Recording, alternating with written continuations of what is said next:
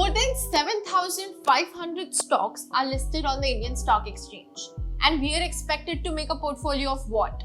15-20 stocks? How is that possible? How will the odds ever be in my favor? Though we at Upsurge believe that mutual funds and ETFs are really good for first-time investors, but at some point in time, we do expect our learners to make their own portfolios and generate some extra returns for themselves. So 15-20 stocks out of 7,500 stocks. I wonder if there is a definite way you and I could select these stocks? Well, trust me, there isn't.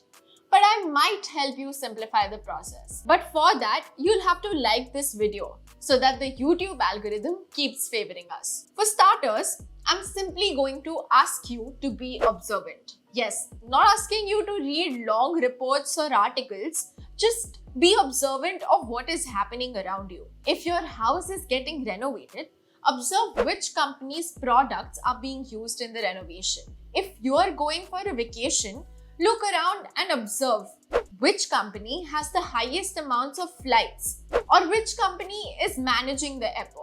If you and your friends are ordering food online, observe which application is used more often and wonder why. If you're buying regular medicines for your house, just flip the medicine leaf and observe the company that has manufactured the medicine.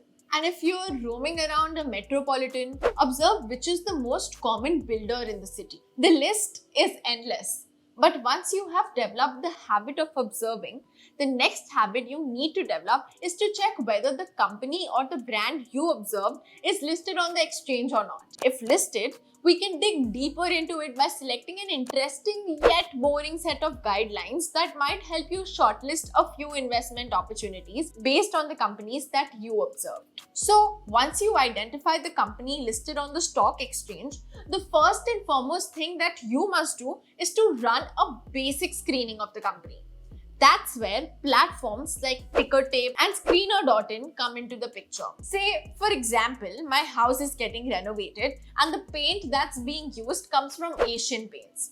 Given that the company is listed, I will run through the basics once to get a fair understanding of the company. Though past performance is no guarantee for the future, it is imperative to know how the company has performed in the past 1 year and 5 years. As we can see with Asian Paints, the company has performed fairly well in the longer run. The reason why this can act as a starting point is that we can start asking questions here. Why did the company perform well, or why didn't it? The next thing you can ponder upon is some basic financials.